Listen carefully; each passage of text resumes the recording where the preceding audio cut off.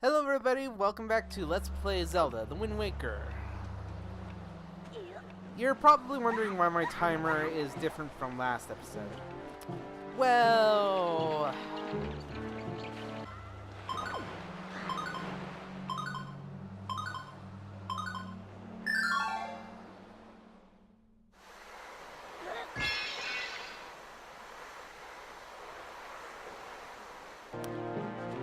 yeah. Anyway, in this episode, we're going to tackle the ice and fire caverns, and generally just fill in our map more. Pretty short, simple, and sweet episode. Just going to talk to some fish, and we'll be on our way. Miss both rupees. They're not red. They're not in any relationship to any other gems. They're not half of garnet, so they are rupees, not rubies. And these are the iron boots. In Ocarina of Time, they acted as your sinkers. Here, they act as a way for you to stand your ground a bit more.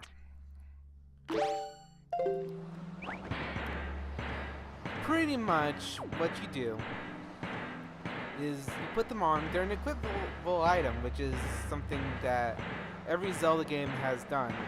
But things like that burst of wind there, normally that would just blow me right off. But with the iron boots, I stand my ground in the toughest of winds. I am the master of the winds. Do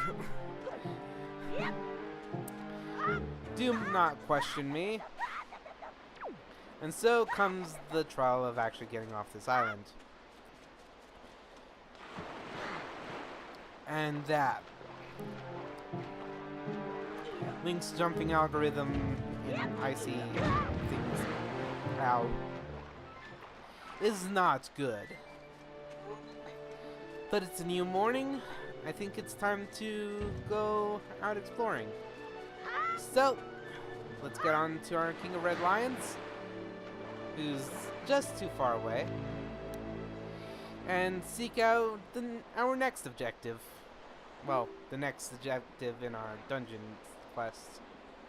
So, let me just consult the gamepad to see where we're going, and we are on our way.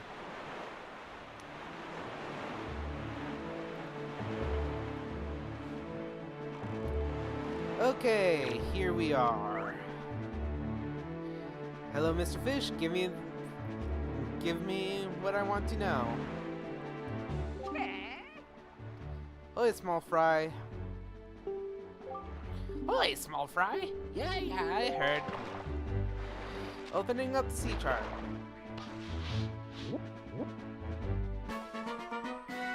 Headstone Island, which is kind of morbid when you really think about it, but there's also a real heavy stone head blocking the front, so maybe that's a play of words. So to get the piece of equipment that's required for that, we need to go to Fire Mountain. So let's go there.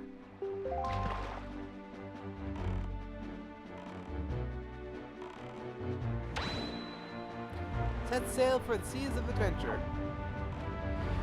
There's the fish.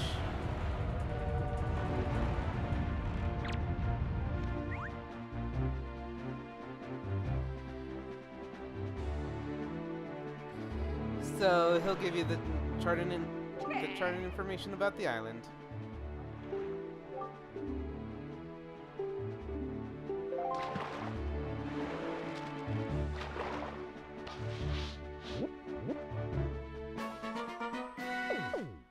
Huzzah.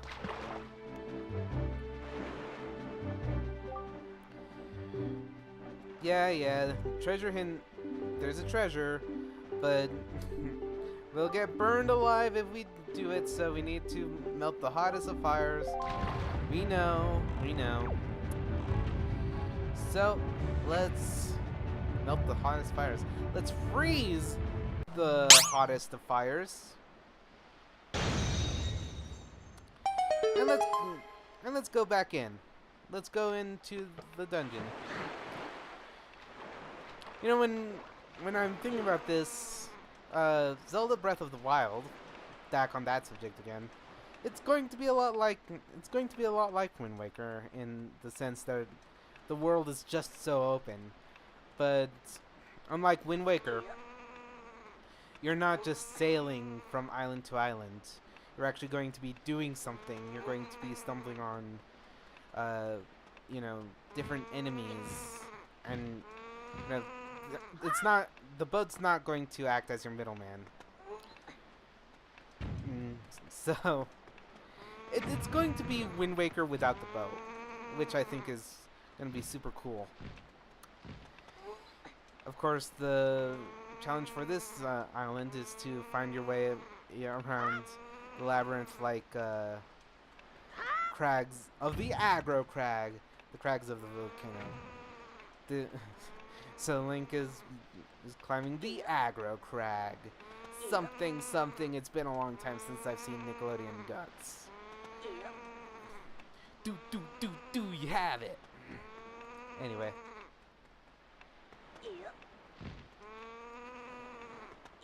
So this is the correct way to be going. And we have to get to the top of the mountain. And sidling mechanics. God, this was a good idea when they. This was like, yeah, Link is going to be more mobile and whatever, but it's weird just going up to the wall and waiting for the prompt, you know? I can't fault the game. I really can't. So,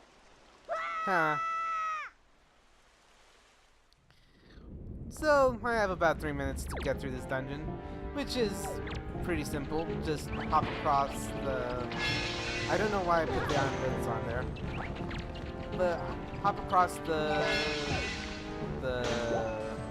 magma stones or whatever. This solidified magma. Thank God they're not, like... Use the ice arrows to create your own... to create your platforms.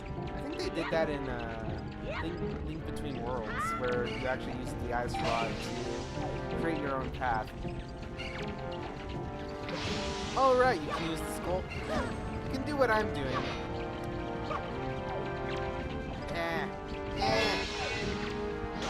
You can do what I'm doing, and Z-targeting and waiting for a parry, or you can shoot them in the eye and use the skull hammer. I just like this because it's cooler, even if it's a bit more dangerous. But it's cooler and it's a lot faster than, just shooting them in the eye and using the skull hammer to finish them off. So we get the treasure. And it's the power bracelets. Now we have super strength. I go in here to check to see, like, if I have to equip them. No, I don't. You just go up to a rock, pick it up, and throw it. You can even see Link having a cute little, like, this is so heavy look on his face. Sorry, Link. Anyway. So that's about it for this session, but before we head off for now, we visited an island during the first part of this little recording session of ours, and I think it's about time we revisit it and actually get it on the map, so to speak. But first, I'm going to have to deal with this annoying buzzard. And yeah, just more of Fire Mountain's information. I pretty much had to check that to see where I was going. So, okay, Mr. Buzzard. Okay. Die! And without further ado, let's go to Mother and Child Isle. Look for the map, fish. I'm really surprised that there isn't an app called Mapfish. Everything seems to be like a fish now. Or maybe I'm just thinking about that Battlefish, and for some reason that just means everything to me now. But Mapfish sounds like an app name.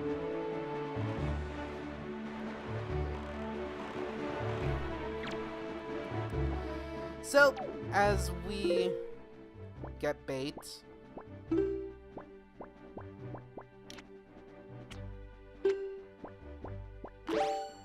come on. As we get information about this island, I've been Nesmax, you've been you, and this has been Zelda the Wind Waker. I shall talk to you guys next time. See ya.